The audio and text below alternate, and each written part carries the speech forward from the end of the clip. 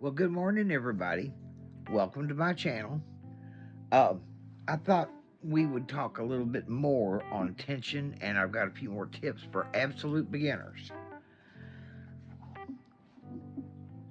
You know, yesterday when I posted the previous video, for me it was yesterday. Um, I didn't go into near enough detail, and it's because I didn't give it a lot of thought because I'm so used to. Um, Controlling my own tension, it's become second nature. So I never even thought much about what I needed to tell you.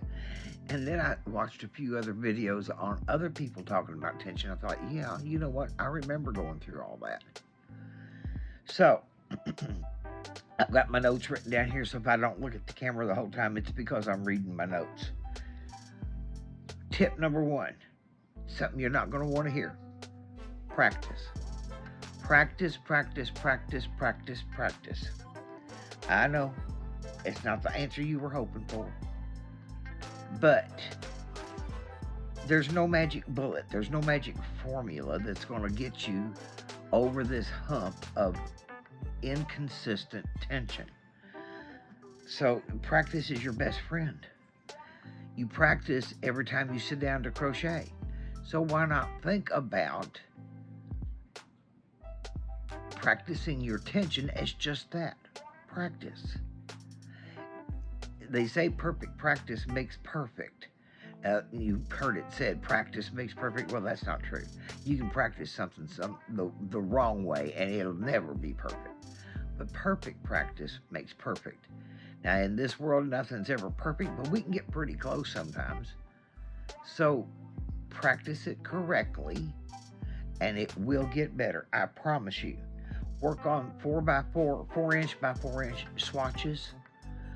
We're going to go into more on swatches at a later date when we get into actually making stitches besides the chain that I showed you on the previous video. When we get into all that, you're going to need to practice those swatches and count stitches and all kinds of things you're going to need to do to get good at crochet. So, you can try different techniques of holding your yarn. There's no right or wrong way. Do it the way that it feels comfortable for you and that you can keep control of that yarn, not let it get all over the place, and that letting your stitches get too loose or getting them too tight. So there's just plenty of YouTube videos on how to hold your yarn and how to hold your hook. Holding your yarn and your hook is a personal preference. Don't let anybody ever tell you anything different. Some people hold their hooks like a pencil. Others, like me, I hold mine like a knife. It doesn't matter. It doesn't matter. However you hold your hook that is comfortable for you, do it. Some people use tennis balls and put the end of their hook in a tennis ball, because their hands are such that they can't grip a regular hook. It works for them, and whatever works is good. Use worsted weight acrylic yarn, please. When you first get started with crochet, everybody wants to go cotton, and I'm sure I've told several people over the years, go with cotton. Cotton's not necessarily the best because cotton, its tendency is to grab and hold on to that hook. It can get a little frustrating. I only said cotton because actually at that time cotton was cheaper to use than others. So I just wanted everybody to not have to invest a lot of money to get started. So just use acrylic yarn, and on top of that, use acrylic yarn that is of medium tones: medium blues, medium greens, medium gray, anything like that. Don't use anything too dark because you're not going to find the stitches. You're not going to be able to see them.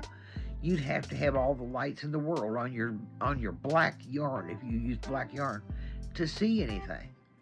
Black is popular and it makes some beautiful garments. But when you're first beginning, don't do that. Don't do it to yourself. Um, let's see, what else do I want to say to you? Don't go investing a lot in crochet gadgets. Save your money to buy the yarn so you can make things. One of the most sought after, but I feel unnecessary gadgets people buy for crochet is a yarn bowl. You don't need a yarn bowl. Give me a second. I'm going to show you what I use for a yarn bowl.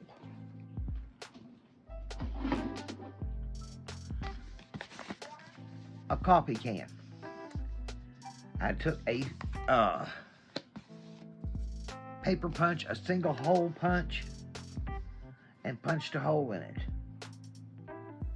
I can run my yarn right through that. Now, as long as it's a 4-weight worsted, it'll go through that. Some others will too, but it'll get too stiff. But you can always punch it twice to make the hole big enough. Don't use a yarn bowl. And if you've got cats, something with a lid on it is going to be a lifesaver. I've got 2 boys, and they're always in my yarn. And the only thing that saves them from being scolded heavily by me is that I keep a lid on it so they don't get too excited. Because let me tell you, when something moves, these cats go nuts. So if you've got cats or a puppy that'll get real excited over something moving that looks like a toy to play with, well, put a lid on it. Use a coffee can. If you're already buying coffee, it doesn't cost you anything. Wipe it out good when you get it empty, so your yarn don't smell like coffee. Wipe it out real good with a damp, not wet, damp cloth. Allow it to dry completely. Put your yarn in there, put the end of your yarn out through that hole, and you're ready to go.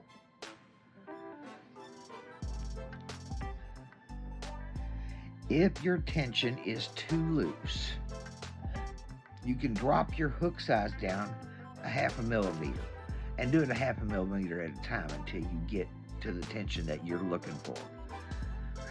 When you read the back of a label, they're going to tell you X number of stitches, X number of rows equals a 4" by 4" swatch.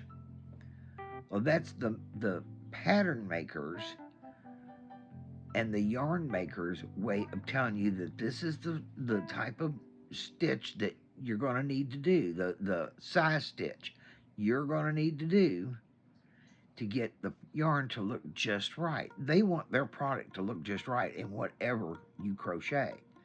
So they're telling you X stitches, X rows to get a 4x4 square is going to be what is ideal. You're not going to get there. Not right off. You're going to have to play with it. If you're using single crochet or double crochet stitches, you're going to have to play with it. You're going to have to play with different size hooks to get to where you want to go. And don't be discouraged if you don't get there right away. This takes time, and every time I open up a new skein of yarn to start with a new project, I have to go through it too. And it doesn't always work the first time out. I have to change up hooks. After a while, you get a little more experienced with it, and you kind of know what your hook size and your yarn size is going to produce. So you'll get better at it. So don't worry over it. But that was if your tension's too loose. If your tension's too great, too tight, you're going to have to go up a 1/2 millimeter at a time until you get your tension where you need it. So, example, too loose. If you're working with a 5.5 millimeter hook, drop to a 5 and do a 4x4 and count it up. See if it works. If that doesn't work, then drop it down. Unravel all that, drop it down to a 5. I mean a 4.5. And try that. See if that works. And just keep experimenting with it. Same thing if it's too tight. If it's too tight and you need to go up a half a millimeter, if you're starting at a 4 or 4.5 millimeter, then go up to the next one, 4.5 or 5, and then go to the 5 or 5.5 until you find the one that works with that yarn the best. You also got to take into consideration the possibility that your yarn might split. Well, too small a hook can cause even the best yarns to split. So, just play with it. Play with it. Crochet is supposed to be fun and relaxing, so don't stress over any of this. But once you get some experience, believe me when I tell you that you're going to enjoy crochet. And that also brings me to another bit of advice. Don't work on your favorite project if you've just come home from a really bad day at work, or you had a fight with your spouse, or whatever reason you're just in a foul mood. Your mood will affect your tension. It definitely will. If you're mad or upset over something, your tension's going to get tight because your whole body is tight. It's at flight or fight mode, and you're in fight mode at that point. And you will mess up your whole work if you start working on your favorite project while you're mad or upset. Do yourself a favor.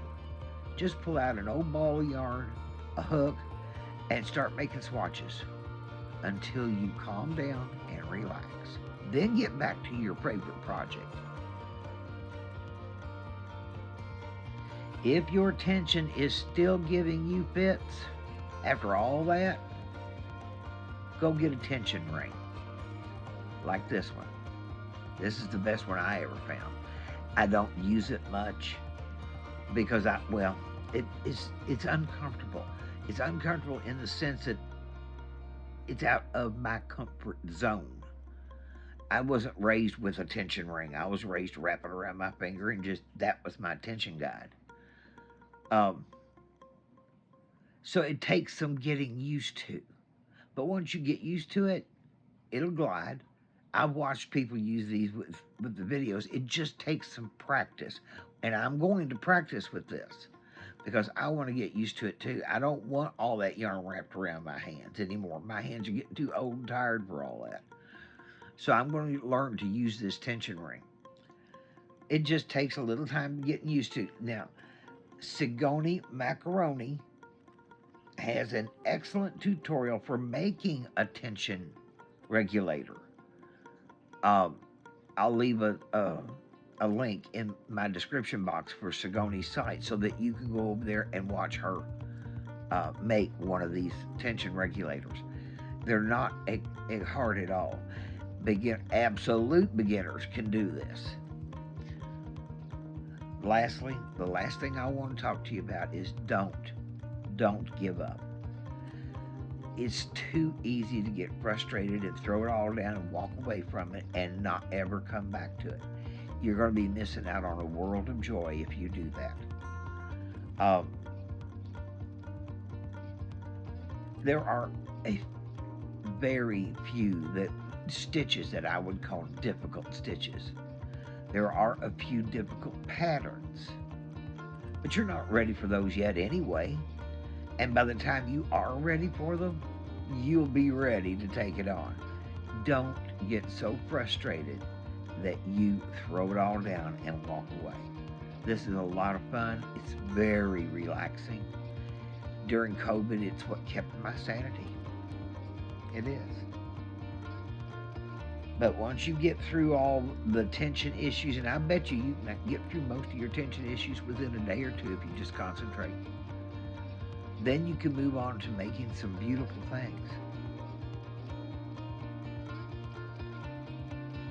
Okay. I guess that's all I wanted to say. If you enjoyed this video, please give me a thumbs up. Share it with some friends. If you're not subscribed already, please subscribe to my channel. And I will try to put content that you all want on. If you just tell me what you want. You don't have to tell me in comments. Tell me with likes or dislikes. And I'll do what I can to make sure that you all get entertained and educated where crochet is concerned. I love to crochet. I don't know anything else that I love any better except my God. So I really love to crochet. And you can get obsessed with it, so be careful about that. But just take your time. Learn to do it right. And I'm not the only one on the YouTube that's teaching people how to crochet. There are thousands of videos out there that are tutorials. Tutorials on how to make certain stitches, how to make your edges straight, etc., and etc. And we're going to go through all that too. But just don't give up. Just don't give up. Okay, guys. Y'all take care, and I'll see you on the next video. Bye.